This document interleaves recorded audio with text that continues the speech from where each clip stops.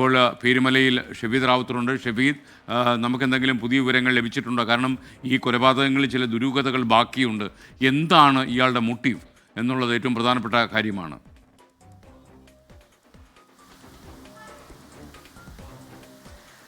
Motive സംബന്ധിച്ച് പോലീസിനെ സംബന്ധിച്ച് പ്രാഥമിക വിവരം മാത്രമാണ് ഉള്ളത്. അതിൽ രണ്ട് കാര്യങ്ങൾ അവർ പറയുന്നു. ഒന്ന്, ഈ പ്രണയം വീട്ടിൽ അംഗീകരിക്കുന്നതുമായി ബന്ധപ്പെട്ട തർക്കമുണ്ടായിരുന്നു. രണ്ട്, ഈ അഫാനെ സംബന്ധിച്ച് അഫാന ഈ പെൺകുട്ടിയോടൊപ്പം ജീവിക്കണമെങ്കിൽ മതിയായ പണം ആവശ്യമായിരുന്നു. പക്ഷേ അതൊന്നും അദ്ദേഹത്തിന് ഉണ്ടായിരുന്നില്ല. മറ്റ് പല കടങ്ങളും അഫാൻ ഉണ്ടായിരുന്നു എന്നുള്ളതാണ് പോലീസ് നിലവിൽ അനുമാനിക്കുന്നൊരു വിവരം. അതിൻ്റെ അടിസ്ഥാനത്തിൽ പോലീസ് അഫാൻ്റെ അക്കൗണ്ടുകൾ, അഫാൻ കടം വാങ്ങിയ ആളുകളെയൊക്കെ കേന്ദ്രീകരിച്ചുകൊണ്ട് അന്വേഷണം നടത്തി വരികയാണ്. ആറ്റിങ്ങൽ ഡിവൈഎസ്പി മഞ്ജുലാലിൻ്റെ നേതൃത്വത്തിലാണ് ഇപ്പോൾ 3 പോലീസ് സ്റ്റേഷനുകളിലായി ഈ കേസിൻ്റെ അന്വേഷണം നടക്കുന്നത്. ഇപ്പോൾ നടക്കുന്ന പോലീസിൻ്റെ ഒരു നടപടി എന്ന് പറയുന്നത് ഇൻക്വസ്റ്റ് നടപടിയാണ്. ഒരേ സമയത്ത് ചുള്ളാളത്തും ഗോകുലം മെഡിക്കൽ കോളേജിലൊക്കെ ഇൻക്വസ്റ്റ് നടപടികൾ നടക്കുകയാണ്.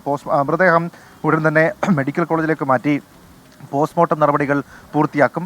നമ്മൾ മുൻപ് സൂചിപ്പിച്ചതുപോലെ തന്നെ ഒരു കൊലപാതക ശ്രമവും ഒരു കൊലപാതകവും, അതായത് സൽമാ ബീവിയെ, പിതൃ മാതാവായിട്ടുള്ള സൽമാ ബീവിയെ കൊലപ്പെടുത്തിയത് ഭിത്തിയിൽ തലയിടിപ്പിച്ചാണ്. അതേപോലെ തന്നെ രണ്ടാമത് ഈ അമ്മ ഷെമിയെ കൊലപ്പെടുത്താനുള്ള ശ്രമവും ചുവരിൽ തലയിടിപ്പിച്ചിട്ടായിരുന്നു എന്ന രീതിയിലേക്കുള്ള വിവരം ഇപ്പോൾ പുറത്തു വരുന്നുണ്ട്. അതുതന്നെയാണ് പോലീസ് പ്രാഥമികമായി വിലയിരുത്തുന്ന കാര്യവും. മറ്റുള്ള കൊലപാതകങ്ങൾ ഇയാൾ നടത്തിയത് ചുറ്റിക പോലെ, ഒരു മെറ്റൽ ചുറ്റിക, അതാണ് ഇരുമ്പ് ചുറ്റിക എന്നുള്ളതാണ് പോലീസ് കരുതുന്നത്. അങ്ങനെയുള്ള എന്തോ ഒരു സാധനം കൊണ്ട് തലക്കടിച്ചു. പ്രത്യേകിച്ച് ഈ ഫർസാനയുടെ നെറ്റിയുടെ ഏതാണ്ട് ഈ ഭാഗത്തേക്ക്, മധ്യഭാഗത്തേക്ക് വലിയ ഒരു ശതമുണ്ടായിരുന്നു എന്നുള്ള വിവരം അത് ഇന്നലെ മൃതദേഹമടക്കം നേരിട്ട് കണ്ട ആളുകൾ പറഞ്ഞതാണ്. ആ ചിത്രങ്ങളിൽ നിന്ന് നമുക്കത് മനസ്സിലാക്കാൻ കഴിഞ്ഞിട്ടുണ്ട്. അപ്പോൾ അതെന്ത് ആയുധം എന്നുള്ളത് കണ്ടെത്താനുള്ള പോലീസിൻ്റെ അന്വേഷണം പുരോഗമിക്കുന്നു. അതേസമയം ഇതിൽ പൂരിപ്പിക്കേണ്ട, അതായത് ബ്ലാങ്കായി കിടക്കുന്ന കുറച്ചധികം ഭാഗങ്ങളുണ്ട്. അതിൽ ഏറ്റവും പ്രധാനം, ഇയാൾ ഈ സൽമാ ബീവിയുടെ പക്കൽ നിന്ന് സ്വർണം എടുത്തിട്ടുണ്ടോ, ആഭരണം എടുത്ത് വെഞ്ഞാറമൂട്ടിലേക്ക് എത്തിയിട്ടുണ്ടോ എന്നുള്ളതാണ് ഇപ്പോഴും പോലീസ് പറയുന്നത്. സൽമാ ബീവിയുടെ ഒരു മാല ഉണ്ടായിരുന്നു. ആ മാല സൽമയുടെ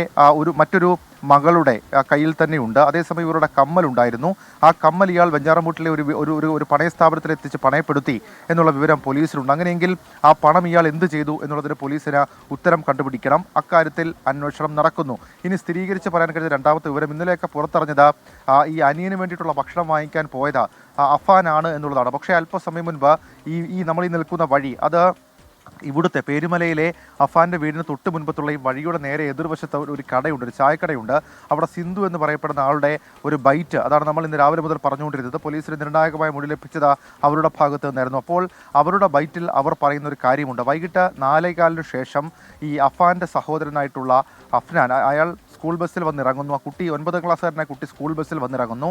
ശേഷം ഈ വീടിൻ്റെ ഭാഗത്തേക്ക് നടന്നു വരുമ്പോൾ ഈ സഹോദരൻ അഫാൻ ഇയാളെയും കൂട്ടി ബൈക്കിലേക്ക് മറ്റൊരു സ്ഥലത്തേക്ക് പോകുന്നു. പിന്നീട് ഈ സഹോദരൻ തിരികെ എത്തിയത്, ഈ അഫാൻ്റെ സഹോദരൻ തിരികെ എത്തിയത് ഒരു ഓട്ടോറിക്ഷയിലാണ്.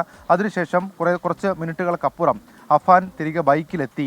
അതിനുശേഷം ഇവരൊക്കെ പിന്നീട് അറിയുന്നത് ഈ കൊലപാതക വിവരമാണ് എന്നുള്ളതാണ് അവർ നൽകിയിരിക്കുന്ന മൊഴിയും അവർ നമുക്ക് നൽകിയിരിക്കുന്ന ബൈറ്റും.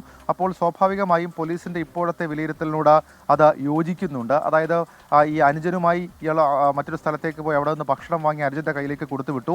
അങ്ങനെ അനുജൻ 4:30 ശേഷം, ഏതാണ്ട് 5 മണി അല്ലെങ്കിൽ 5:15 ആ സമയത്തോടു കൂടി പേരുമലയിലെ വീട്ടിലേക്ക് മടങ്ങിയെത്തുമ്പോൾ അനുജനെയും ഇയാൾ അവസാനം കൊലപ്പെടുത്തി. ശേഷം 6:00 വെഞ്ഞാറമൂട് പോലീസ് സ്റ്റേഷനിലേക്ക് എത്തി കീഴടങ്ങി എന്നുള്ളതാണ് പോലീസിൻ്റെ ഇപ്പോഴത്തെ ഒരു ടൈം ലൈൻ. ആ ടൈം ലൈൻ സാധൂകരിക്കുന്ന മൊഴികൾ പോലീസിന് ലഭിച്ചിട്ടുണ്ട്. അപ്പോഴും ബ്ലാങ്കായി കിടക്കുന്ന പല കാര്യങ്ങൾ കേന്ദ്രീകരിച്ചുകൊണ്ടുള്ള പോലീസിൻ്റെ അന്വേഷണം തുടരുകയാണ്. പോസ്റ്റ്മോർട്ടത്തിൽ വിശദമായ മരണകാരണങ്ങൾ കണ്ടെത്താൻ കഴിയും. അതേസമയം നമ്മൾ മുൻപ് സൂചിപ്പിച്ചതുപോലെ തന്നെ ഇതിൻ്റെ മോട്ടീവ് എന്നുള്ളത് സംബന്ധിച്ച് പോലീസിന് ഇപ്പോഴും വ്യക്തതയില്ല.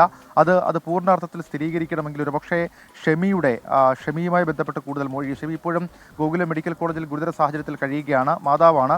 അവരുടെ മൊഴി പോലീസിന് രേഖപ്പെടുത്തണം. രണ്ടാമത്തെ കാര്യം, ഈ പ്രതി സ്റ്റേബിളായി എന്തെങ്കിലും പോലീസിനോട് പറയണം. പക്ഷേ ഇയാൾ ഇൻസ്റ്റേബിളായിട്ടാണ് ഇപ്പോൾ സംസാരിക്കുന്നത് എന്നുള്ള വിവരമാണ് പോലീസിൽ നിന്ന് നമുക്ക് ലഭിക്കുന്നത്.